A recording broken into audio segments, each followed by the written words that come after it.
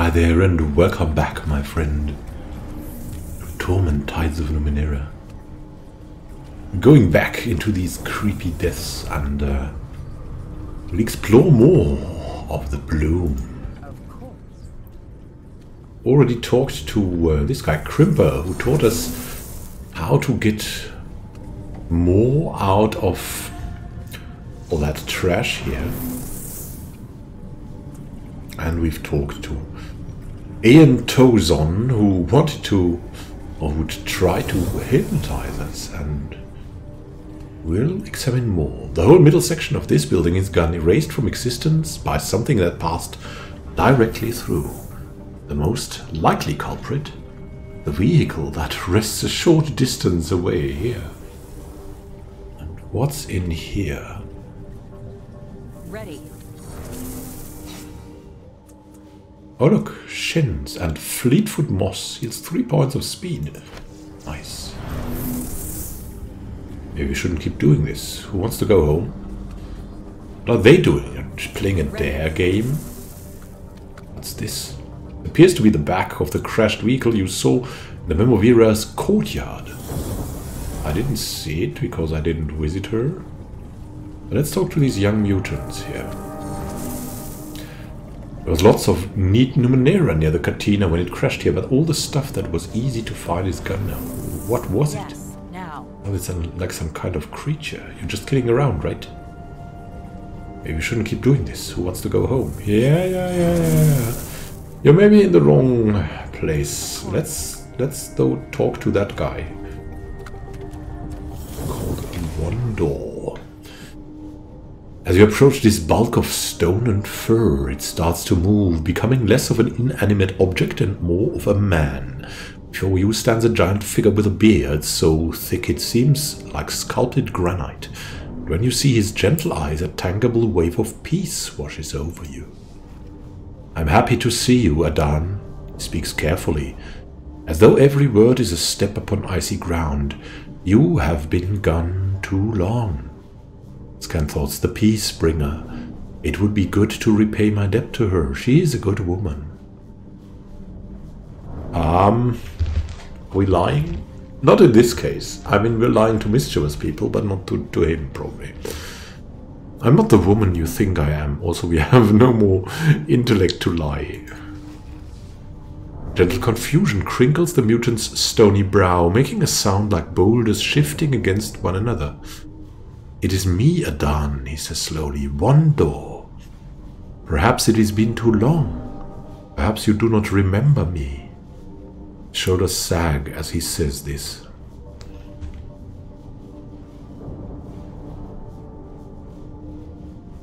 Well, let's not get too much. I'm sorry that I've made you unhappy. Let's go for this. Let's just not say anything, basically. Do not be sorry, he says with a gentle sigh. You must help many people. It was foolish to think you would remember me. Scantho's, it does not matter. I will help her if I can. Why have you returned, Adan? Can I help you in any way? Oh, well, how are you, unknown Wondrous? Better than before, he says shyly. Better than before we met. Then there was sadness in me, rage and sadness. Fed by my many thoughts, but you found the stranger inside me and took it out. He spreads his rocky palms. Since that day I have felt peace. Scantho's sadness at what? Rage at what? It no longer matters. Who was this stranger you mentioned? I do not know, he says, shaking his head back and forth 4 deliberate times. But it entered my head in the accident. It was heavy, like a golden stone. It made my thoughts faster, but sharper. They made me sad, they made me angry. The warmth of his smile ripples across his face, but you told me you could help. You took out the device, took away the dangerous thoughts, leaving me calm. Simple joy fills his eyes. You said you had more use for thoughts than I did. Oh. Strange device that manipulates thoughts? That sounds dangerous. What accident? Hear about him first. I don't remember. The stranger held the memories and the pain, and the stranger is gone. Gratitude warms his face. You took it. And what were these thoughts? They sound intimidating. They are hard for me to remember now, he says carefully, but it was my voice.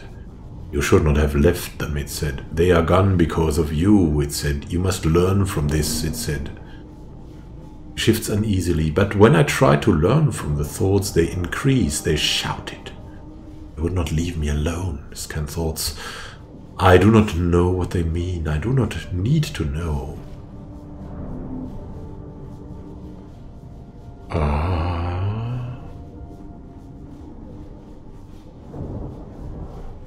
Crazy. I think you can help me open Eon Tozon's maw. Wondrous turns ponderously to stare at the man who stands some distance away for several long moments. Of course, he says, nodding so forcefully that his body sways. Anything for you, Adan, anything. I will join you when you speak to him next. Well, so... I mean, for him it would probably be not that risky.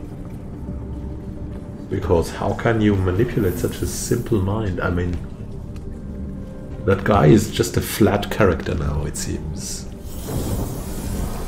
He's thankful. We do not know what or who he is. And he's just standing there by the looks of it. He doesn't have anything to lose. We'll not do it lightly. We'll first look further. And maybe in between, Rin wants to talk to us too, so let's do that. Yes? Yeah, let's do that. Let's talk. I must offer apologies again for my rudeness. What would you like to talk about? He watches you patiently.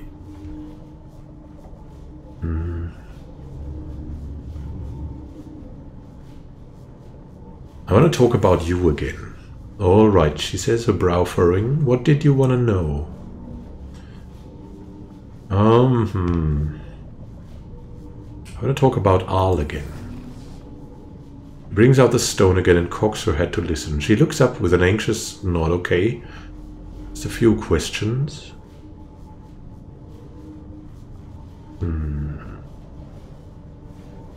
Where you come from? Does everyone have gods they just carry around with them?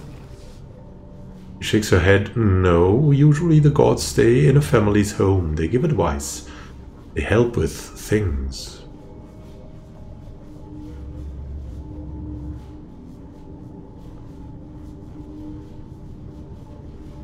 Must be comforting having something from home with you. She nods, absently running her thumb over the smooth surface of the stone. What kinds of things do gods help with? Maybe she can create a god for us? She looks thoughtful. Well, gods, you see, they are old. So they know a lot of things, because they've been around for a long time, and they will tell you what they know sometimes, give you advice. Sometimes they just listen if you need to talk. Sometimes that's all you really need. That's nice.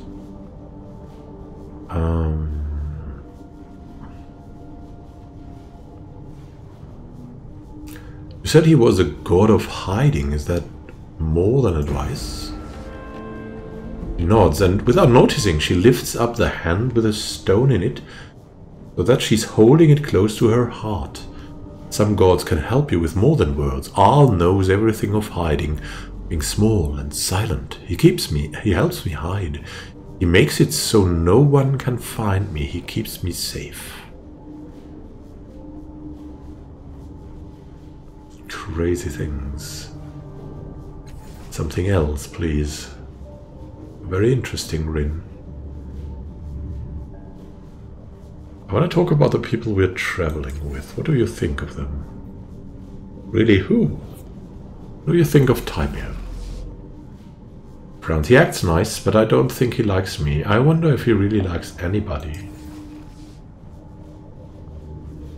What a thing to say, lass, he says, genuinely shocked. How could anyone not like you? Yeah, that could be a problem of Rin, right? That's the part of what I said that bothers you? Well, he says, clearing his throat, you're a delight, lass. And that's all I'll say on the matter. Rin nods to herself a little and says no more.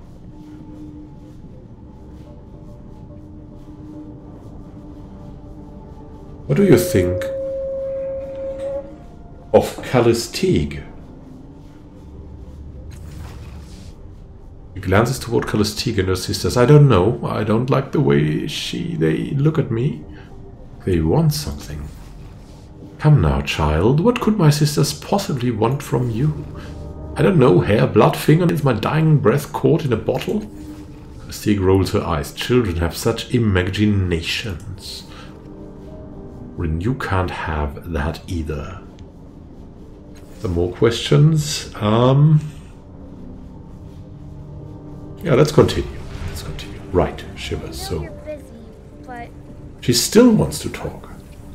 Yeah, we can talk. What is it about? I need someone to talk to.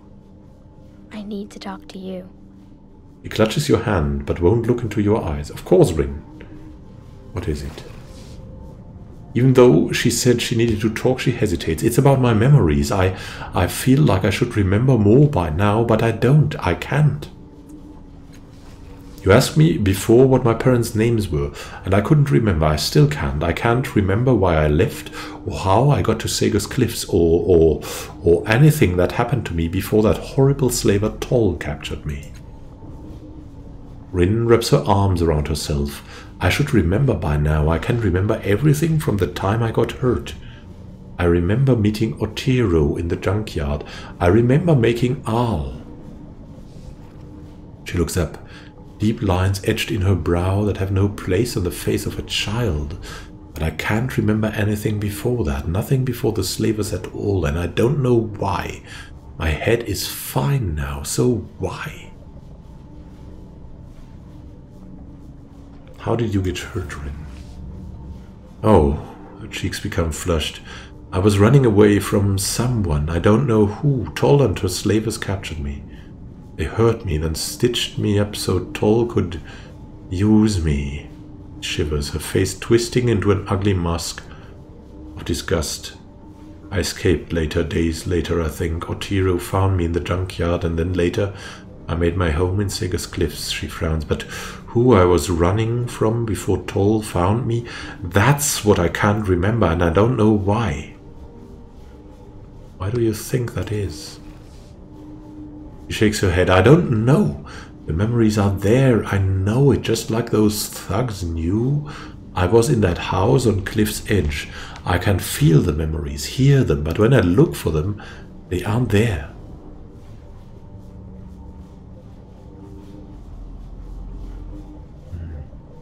How long have they been gone? When is the last time you remember remembering them? She furrows her brow in thought. They were gone when I met Otero. They were gone when I made Aal. They were gone when I hurt my... He touches the scar. No, they weren't. I knew my parents remembered them in the cage. It was only afterward, when I ran from Toll, when I... Rin yanks Aal from her pocket and holds him in front of her face. Aal, do you know about this? Cocks her head the way she does when she listens to him. A worried expression blooms on her face. Suddenly she gasps. A tear drips from the corner of one eye.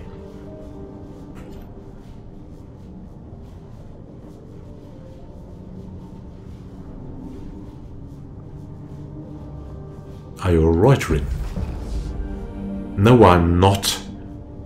It was Aal the whole time. She clutches the stone. Why? She listens more. You hear something like a bird rustling its egg, but you can't tell if it's from the stone or not. Her head still cocked, Rin speaks to you, her voice flat. He's been hiding parts of my memory from the beginning. He wanted me to blend in, to avoid undue attention. And he was worried. He thought if I knew the truth, I would have given up a long time ago from the beginning. Tell me then, she says to the stone. Her face reddens, angrier than you've ever seen her. What have you been keeping from me? She listens for what seems a long time, her expression increasingly frightened as she does. Finally, she lets her hands fall and she tells you, I ran away. I was angry at them, my parents, something stupid, something we'd fought over 100 times. But this time I left. I packed my things, took my coat, and when the moon was high, I just walked out. I thought I was prepared, thought I was safe, but they attacked me. Amar, no, I shouldn't say their name. Soldiers, it doesn't matter. The knuckles whiten around the stone. I ran, they ran faster. I made a god somehow, a god of going forth. I must have cut a way into this world and fallen through it. I guess it saved my life. But then the slavers. My head. All. Rin scowls and shouts at the stone. You kept it from me. You walked into my mind and stole it from me. I can never forgive you, never. She pulls back and throws the stone as far away as she can manage. Then she collapses to her knees, shoulders shuddering with each sob.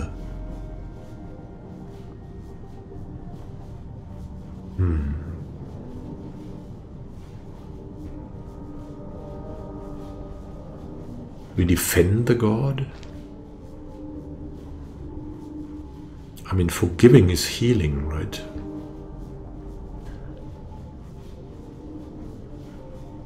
But this is accepting her more. I'm sorry he did that to you, Rin. It wasn't right. She scowls. Says the woman who steals thoughts without trying. She stays there on her knees for a long time, sobbing and sniffing. Finally, she wipes her face on her sleeve. She stands up and walks over to where she threw Al. She stares at the rock for a while, then bends down and puts it in her pocket. I need him, she says to no one in particular. She straightens, her face a mask. Are we going or what? Wow, that stuff with Rin, that's going really deep. You can imagine all kinds of things she could have seen. The statue is identical to its nearby twin, except for the fact that its head has fallen off. Or is it the other way? What's that? You can dimly make out a misshapen figure that huddles under the makeshift shelter. Its head lolls against the ground, nearly twice the size of its body. Yeah, it's a mutant. There's a couple of mutants here still. But first, let's maybe talk to the mutant guards here. Hands away from your weapons, human. And you?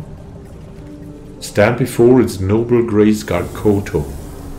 Keep your tongue civil, and you will keep your tongue. Let's talk to that guard Koto. You stand before a painted spherical tank fashioned of metal and synth. The paint is old and cracking. Inside the tank is a murky liquid, or possibly a thickened gas, and every so often you can see motion from a fluke, flipper, or strangely deformed arm within. A cleverly disguised grill on the front of the tank squawks out the distorted voice of the tank's occupant. It buzzes and moans, drawing out some words and shortening orders in a burst of static. I am Garkoto, a prince of the Fahad, their delegate here in Nihiliesh. The voice spits and pops. You have my gratitude for averting the violence with the Memovira's soldiers, but I must know, why did you act? Violence wouldn't have helped anyone, and it might have had greater repercussions. Koto is silent for a moment. An admirable sentiment, human, one that appears to be more and more difficult to maintain given the recent troubles plaguing us. Violence is in the air. Change comes for us all, but the Memovira does not seem to grasp this truth. Can thoughts a wise and just action, but did she mean it that way?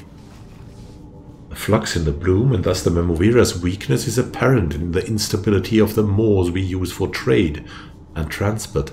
The old moors are closing and new ones open to take their place.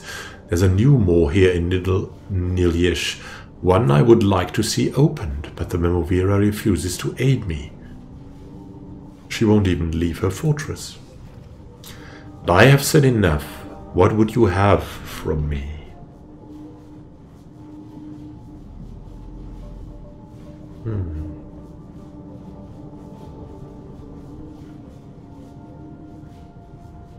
Was that the proximate cause of the fight between the Memovira's guards and your people? The tank's grill spits a shower of sparks. The bloom no longer favors the Memovira. The bloom is the source of the Memovira's power. If she has no power, the obligation to pay for her protection has vanished. We pay for reality, not promises. The distorted voice crackles with an electric sigh. Perhaps our people have grown tired of the humans taking. Where did your people come from? Our home is the city of Nilyesh in the steadfast beyond. My cousins of the Fahad rule over the three-tier city wisely and well. When a mole portal opened in Nilyesh, we investigated to see if we might eke out a profit. We saw enough possibility that our explorers sent for me, a minor prince of the Fahad. I was to head this trade embassy. The speaker makes a slightly embarrassed noise. I did not think that the moor would close behind us, but 10 years ago it did. Wow. And we'll look further into this. There's a lot to tell and a lot to hear about this. And we'll continue this in the next episode. Have a great time. Till next time, and happy gaming. This is Immanuel Khan signing out. See you soon, my friend.